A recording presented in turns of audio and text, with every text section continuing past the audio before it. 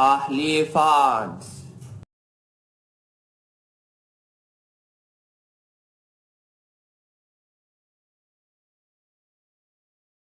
كان الاسماعيلي متصدر مشهد جدول الدوري الممتاز. الاسماعيلي بيعيش ازهى عصوره، مش بس فريقه بيقدم مباراة قوية، لا وكمان في حتة حراسة المرمى عنده حارس مرمى مصر كلها بتنادي ان عواد هو حارس مرمى المنتخب الوطني. اكيد اكتر واحد هيبقى سعيد ومبسوط كابتن سعفان الصغير مدرب حراس مرمى النادي الاسماعيلي. صباح الفل يا كابتن. كابتن كريم، كابتن ازي حضرتك يا بسيف؟ ربنا يخليك كابتن، انا وكريم واحد يا كابتن مش مشكله.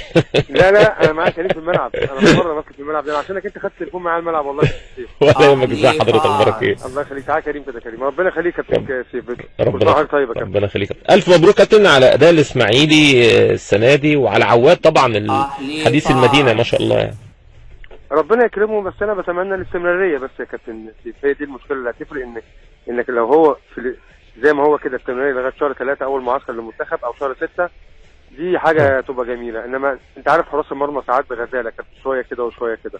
بس هو الحقيقه الراجل ثابت بقاله ده تاني موسم على التوالي يعني، مأدي بشكل جيد وثابت الحمد لله. ما انا بقول لحضرتك برضو من هنا لغايه شهر 3 او شهر 6 كابتن سيف لازم يبقى يعني محافظ على مستواه، عشان القيله والقاله، عشان الاسماعيلي وهو حارس مرمى لسه صغير وخبره، ده اللي بيتقال الفتره اللي فاتت ايام المعسكرات بتاعت المنتخب يا كابتن سيف. كابتن ما بتتكلم مع عواد بتقول له الاسماعيلي والفرقه تفوق ولا تروح المنتخب فرصه كاس العالم يعني؟ عواد كله تفكيره يا كابتن سيف ان هو مستني تليفون، يعني هو قال لي كلمه جميله قوي من 3 ايام بعد ماتش الزمالك. في معد بيساله بيقول له هو الكابتن الخطيب كلمك يا عواد؟ قال له لا انا مستني. طبعا الكابتن الخطيب حكيمه كبيره وبيتمنى ان اي حد يكلمه، بس انا مستني مكالمه من محمد صلاح يا احمد حجاز. شوف تفكيره عايز يروح فين يا كابتن سيف. ما شاء الله. يعني هو بيقول لي يا كابتن انا نفسي العب في منتخب بس انا كل تفكيري ان انا العب بره مصر مش جوه مصر، لان جوه مصر هتبقى صعب عليا ان انا اسيب نادي الاسماعيلي واروح لاي نادي تاني. كابتن سعفان عايز اسالك سؤال يخص سعفان الصغير ما يخصش اي حد. انتوا الجمهور الاسماعيلي او الجهاز الفني او انتوا حاسين الاسماعيلي مظلوم اعلاميا؟ طبعا يا كابتن. طب ليه؟ طبعا هقول لحضرتك ليه يا كابتن. يعني لما يعني انا بقول بالاسامي على فكره، ان الكلام دوت مش ما يزعلش يعني. اتفضل. يعني انا مثلا لما كابتن مدحت شلبي بيقول في المقدمه ملهاش طعم فوق من غير الاهلي والزمالك، دي كلمه تزعل الاسماعيليه ولا ما تزعلش الاسماعيليه يا كابتن سيف؟ حاجه ثانيه حضرتك لما كنت بتسال في كل برامج مين الحارس المرمى المرشح لمنتخب مصر، اختار لي واحد من 3. حضرتك كنت عامل مكالمه بعد قرعه كاس العالم وانت حضرتك في روسيا بتقول مين احنا عندنا مشكله في حراسه المرمى، الشريف ما بيلعبش، الشناوي مستواه مش مضبوط، وعصام الحضري مستواه مش كويس. طب ليه حضرتك ما قلتش معاهم عواد يا كابتن سيف؟ عشان انا غلطان. لا والله بكلمك بجد، انت فاهم ان انا بهزر؟ انا بكلمك بجد والله. انا على فكره انا صريح، بص انا بكلمك هو صراحه. هو انت مش متعود حد يقول لك انا غلطان؟ والله عشان انا غلطان صح. فانا ساعتها حتى لما انا سمعت المكالمه، انا طبعا بتابع برنامج حضرتك على طول، فلما سمعت المكالمه فقلت الله، طب هو ليه كابتن سيف ما ذكرش اسم عواد اللي الناس كلها الحمد لله بتتكلم عليه في مصر؟ عندك حق صح والله. لا ما رد عليا المهندس ابراهيم عثمان قال لي سعفان هو بيتكلم على ال3 اللي هم اساسي في المنتخب بقاله فتره، ال3 مستواهم وحش. صح. هو دي حقيقه، بس لا كان لازم يخش معاهم عواد. وعايز اقول لك ان انا بعد الحلقه دي كميه الناس اللي بعتوا لي وكلموني على محمد عواد وان انت غلط وان انت غلط، فابتديت قعدت اخش واقرا وابص على الراجل واشوف الفتره اللي فاتت. لا حقه دي حاجه محترمه من حضرتك انك بتقول انا غلطان فعلا. طبعا انا كده احترمتك اكتر ما انا بحترمك فعلا. ربنا يخليك يا كابتن، ربنا يكرمك. بس فهو ده بس اللي بيضايق الواحد ساعات يا كابتن، تلاقي الاعلام مكشرين زعلانين. يعني في بعد ماتش الاسماعيلي والزمالك كابتن الاخير دوت قال لك هو الزمالك اتغلب ليه في استوديو التحليل؟ طب ليه ما قالوش الاسماعيلي كسب ليه؟ لا يا كابتن ده انتم مكسرين الدنيا، واحنا بنقول حاجه الاسماعيلي كسب ليه يا كابتن؟ حبيبي لا، ما انا قاعد بتفرج على كل البرامج كابتن سيف والله، وبرنامج حضرتك وبرنامج الكابتن مدحت وبرنامج الكابتن خالد الغندور، كل البرامج بتفرج عليها. بس كمان بيتكلموا يقولوا ليه الاهلي ليه الزمالك اتغلب، ما يقولوش مثلا ليه الاسماعيلي كسب. فكل المشاكل دلوقتي كلها الزمالك اتغلب. طب ما اتغلب من مين؟ اتغلب من فرقه الحمد لله متقدمه دلوقتي وفي الاول، واتمنى ان احنا نستمر كده يا كابتن سيف، لان هي صعبه جدا على فكره. خد بالك ان احنا يعني هتلاقينا برضو مش هنركب على طول، مش هنتعادل على طول، مش هنتغلب على طول. صح. انت فاهمني حضرتك كابتن؟ مفيش فرق. وفي اسماعيليه هنا كمان يعني عندهم امل يا كابتن لا تتخيلوا. بس بالتالي يا كابتن انتوا تحت ضغط كبير دلوقتي، يعني الضغط بقى اكتر يا كابتن. ما انا بقول لك تحت ضغط كبير دلوقتي. يعني بعد ماتش المقصه والاهلي كمان يا كابتن الضغط بقى علينا زياده، لازم تكسبوا للزمالك، لازم تكسبوا الجيش بعد بكره في اسماعيليه، وماتشات اسماعيليه يا كابتن كتير كمان في اسماعيليه بتبقى صعبه جدا علينا، خد بالك يا كابتن. يمكن لو تبص للنتائج احنا كسبانين 7 بره وما خسرناش غير ماتش بس في اسماعيليه من 4 ماتشات يا كابتن. ان شاء الله باذن الله تفضلوا ماشيين وفي تالق كده وتشوف عواد في المنتخب ويكسر الدنيا. ربنا يخليك يا كابتن. وانا اسف بقول لحضرتك انا زعلان منك، بس لا يا كابتن بالعكس، فوق دماغي من فوق. ازاي؟ ليه يا كابتن؟ بالعكس طبيعي على فكره يا كابتن، طبيعي ان نغلط ونصلح ونغلط ونصلح عادي. بالظبط يا كابتن، بالظبط. انت حاجه محترمه وعلى طول بحب اشوفك والله، بس يا ريت ما تجيش الساعه 6 يا كابتن، تيجي بعد كده عشان الساعه 6 دي وقت التدريب. انا باجي 7 دلوقتي يا كابتن، بخلص على 6:30 بس. انا باجي 7 دلوقتي. لا هلحقك خلاص يا كابتن. تحت امرك يا كابتن توماس، تحت امرك. ماشي يا كابتن سعفان، ربنا يوفقك ان شاء الله. بشكرك شكرا جزيلا كابتن سعفان الصغير، مدرب حراس مرمى النادي الاسماعيلي. اخبار كتير النهارده، ولقاءات الدوري الممتاز الحقيقه بتشتعل من جديد بشكل كبير جدا. كل المباريات خارج الصندوق، كل المباريات نتائج بالجمله الحقيقه، يعني حاجه غريبه. الدوري الممتاز السنه دي ممتع، ولكن زي ما قلت لكم كله خارج التوقعات. الاسماعيلي في الصداره برصيد 13 بونت، وراه النادي الاهلي، وراه المصري البورسعيدي، الزمالك، سموحه، المقاولين العرب، مصر المقصه، امبي بتروجيت، الاسيوطي سبورت، الانتاج الحربي، الداخليه، طلائع الجيش، طنطا، الاتحاد السكندري، والنصر، وادي دجله، والرجاء.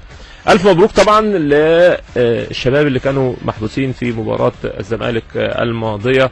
وعايز اقول لكم كمان ان يعني ناس كتيره جدا كان ليها دور في المساله دي، واعلاميين كتير الحقيقه، منهم كابتن خالد لندور الحقيقه قطع شوط كبير في هذه المساله، الاستاذ ابي الفولي، يعني ناس كتير تولت، وكان في دور ايضا يعني لمسؤولين كتير، منهم مسؤولين نادي الزمالك مرتضى منصور رفاقه.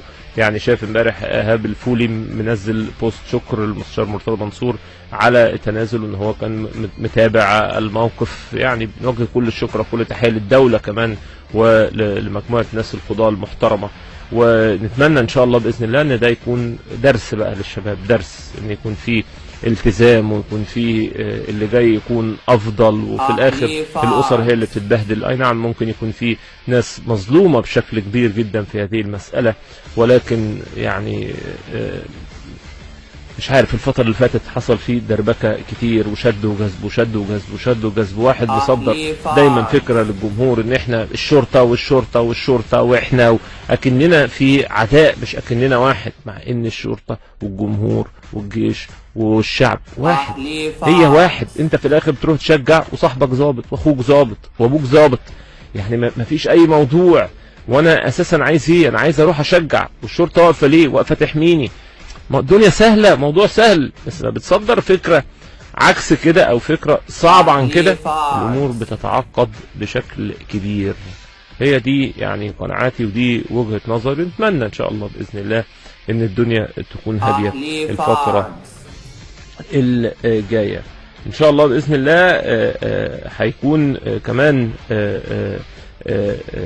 اللقاءات اللي جايه للنادي الاهلي كلها مباراه كؤوس. الاهلي لعب 11 مباراه وعنده 26 بونت، والاسماعيلي لعب 13 مباراه وعنده 30 بونت. في فرق 4 بونت ما بين الاهلي والاسماعيلي، وفي فرق 6 بونت ما بين الاهلي والاسماعيلي. لو النادي الاهلي خلص كل مبارياته يبقى الاهلي متقدم ب2 بونت. اي مباراه للنادي الاهلي يحصل فيها اي حاجه، اي مباراه للاسماعيلي يحصل فيها اي حاجه، يبعد على طول النادي الاسماعيلي. الزمالك لعب 12 مباراه حتى الان، متفوق على الاهلي بمباراه واحده، وفرق 7 بونت ما بين الاهلي والزمالك، 7 بونت، ولسه في مباراه ب3 بونت، حط عليهم 7 يعني 10 بونت. برضو اي نعم مشوار، او اي نعم عدد من الابناط كتير، ولكن الكوره ما فيهاش، الكوره مع صفاره الحكم.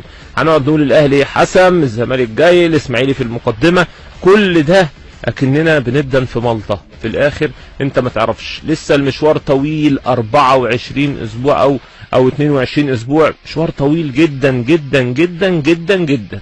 الاسيوطي والحصان الاسود اعتقد للدوري الممتاز هذا العام. الاسيوطي مع علي ماهر عامل لقاءات اكثر من رائعه، يعني كسبان في الكاس الاتحاد السكندري، كسبان المباراة الأخيرة مع المقاولون العرب، لا مع سموحة أنا آسف، يعني عامل لقاءات جيدة جدا، وثبت أو أثبت علي ماهر إن هو مدير فني كبير. المقاولين العرب برضو بيأدي الحقيقة بشكل جيد، ولكن عنده هزيمة من وادي دجلة. ابتدى وادي دجلة يعدل من أوراقه وابتدى يوصل للنقطة ال11، وعنده 2 فوز ورا بعض، خرج المصري وكسب المقاولين، واعتقد دي كانت نقطة مهمة جدا. عايز اقول لكم ان يعني ساعات بتبقى الحظوظ، يعني وادي دجله كان مع ميدو غير محظوظ، بنفس اللعيبه بنفس الحاجه بنفس الاداء، مع طارق العشري ليه اداء مختلف تماما.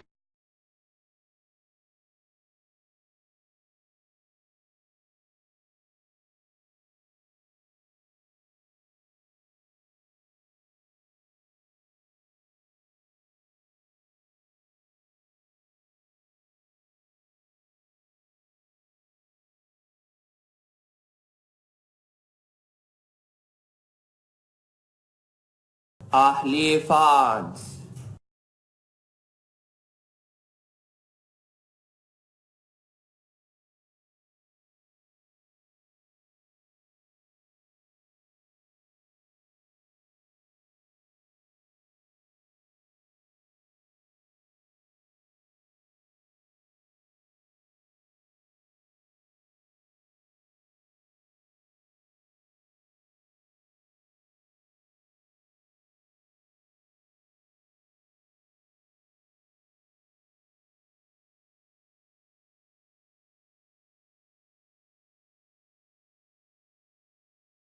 Ahli Farms.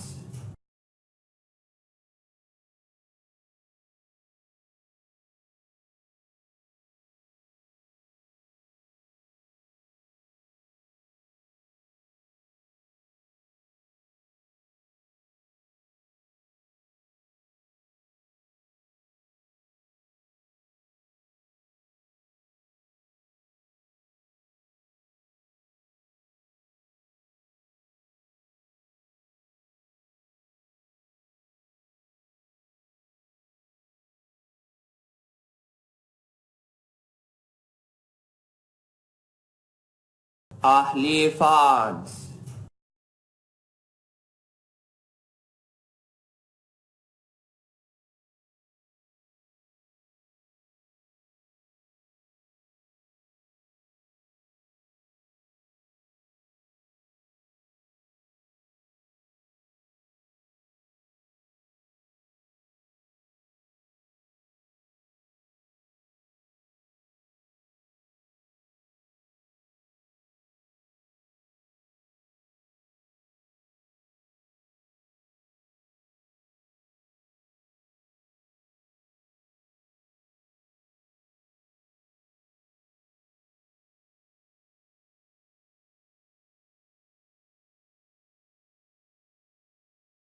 Ahli Farms.